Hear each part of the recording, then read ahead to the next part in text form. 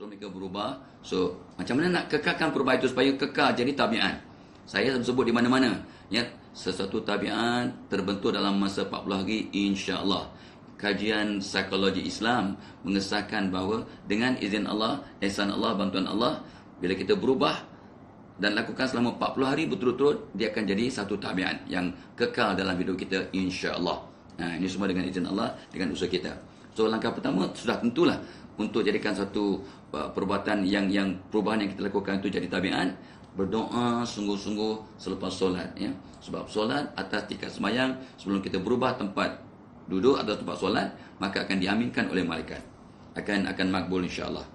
Sebarang doa yang kita lapaskan di atas tingkat sembahyang sebelum kita berubah kedudukan, kita duduk iftirash, ya, sebelum kita berubah alih tempat duduk, kita berdoa, insya-Allah akan diaminkan malaikat insya-Allah, ya. Nombor 2 ialah yang selalu saya juga sebut di banyak majlis ilmu dan juga situasi. Salah satu cara untuk mengistiqamahkan perubahan positif kita ialah dengan mengiklankan kepada diri kita, mengiklankan kepada anak-anak kita. 20 tahun yang lepas saya pesan pada mak ayah, ajar anak-anak untuk masuk rumah dengan baca bismillah, bismillahirrahmanirrahim. Nak baca al-ikhlas boleh-boleh, qul Allah, senyum, assalamualaikum, melangkah masuk kaki kanan, masuk rumah dengan kaki kanan. Bismillah, al-ikhlas, senyum, assalamualaikum, melangkah masuk kaki kanan. Jadi macam mana nak iklankan? Senang aja. Bubuh cantik-cantik poster ke, tulisan yang cantik ke, whatever you doing. Sekarang zaman IT cukup senang lah, ya. Kita boleh print aja menggunakan kita punya internet, komputer kita. Cantik-cantik, design yang cantik. Sebelum masuk rumah, bismillah, al-ikhlas, senyum, assalam, melangkah kaki kanan. So lihat, ingat, buat. So macam mana kita nak istiqamahkan? Bubuh iklan, bubuh notis kat masuk kat pintu masuk rumah kita tu. Bismillah, al-ikhlas, senyum, assalamualaikum, melangkah kaki kanan. Nampak tak? Masuk rumah kaki kanan, keluar rumah kaki kiri. So lupa. So kita bubuh notis. Pertama kita dah doakan tak lepas solat supaya kekal perubahan itu. Yang keduanya kita bubuh notis ataupun iklan, ya, ataupun advertisement. Prinsipnya ialah lihat. Bila kita lihat, kita ingat. Bila ingat, kita buat. So bila kita buat pula selama 40 hari, balik pada itu, insya-Allah mudah-mudahan jadi tabiat yang kekal dan istiqamah. Nampak tak?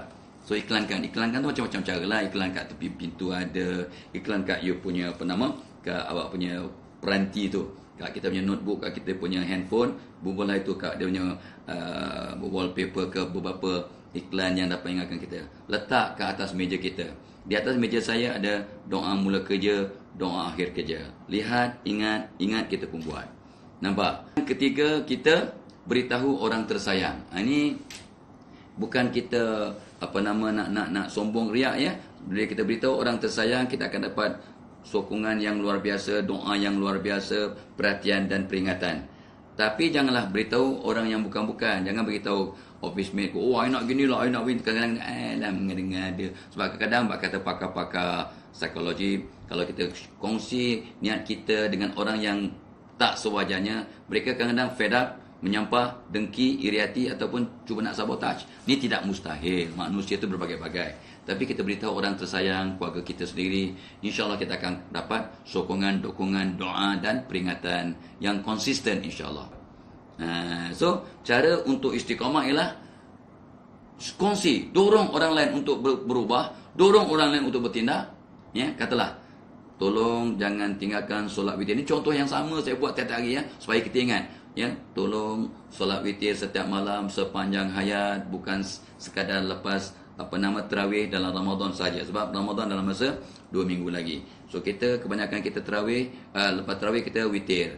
Dan lepas saja Ramadan masuk Syawal, kita dah terlupa witir. Walhal Nabi suruh kita solat witir setiap malam sepanjang tahun. So bila saya beritahu orang ramai, anda yang sudah mendengar saya beritahu, mudah-mudahan saya pun akan ingat, solat witir setiap malam. Bila saya beritahu orang, saya dorong orang, saya akan rasa malu kalau tak buat. Saya akan dapat kekuatan yang Allah berikan saya, ilham dan kekuatan untuk amalkan apa yang saya sampaikan kepada orang lain.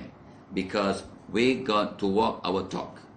So sebenarnya kita akan ikut kawan-kawan dan persekitaran kita. You are influenced by your environment. Jadi bila kita ubah persekitaran, kita mengubah kita punya perasaan, emosi, semangat akan berubah sebab persekitaran. Jadi kita ubah persekitaran kita untuk sesuai dengan jiwa dan naluri kita, kita akan lebih mudah untuk istiqamah insya-Allah. Contoh kata Profesor Peter Drucker. Saya pun dah sebut banyak kali ni, tapi tak apalah, minta maaf saya ulang ya.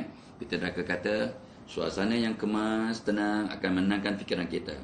Meja yang tersusun rapid, kemas, mencerminkan otak kita yang sistematik. Meja yang berterabur, berselera, mencerminkan otak kita yang berserabut. So, ulang balik. Untuk kita istiqamah, doa setiap masa untuk istiqamah dan lepas solat. Kedua, iklankan. Bahasa Arabnya iklankan kepada kita. Ya, bila kita bubuh iklan, kita lihat, mudah ingat, naik semangat, kita buat. Lepas tu, beritahu orang tersayang. Ya, tell your intention to your loved ones so that they will remind you, advise you, pray for you, make doa for you, yeah, and keep on nagging you. Nag tu itulah dia. Ya, kata nak buat, dia nag. Nag ni pun bagus sebab kita ni mudah lupa. So minta ampun, minta maaf, panjang umur jumpa lagi. Jom kita berdoakan. Moga anda dan saya sentiasa dirahmati Allah. Wabillahi taufiq wal hidayah. Wassalamualaikum warahmatullahi wabarakatuh.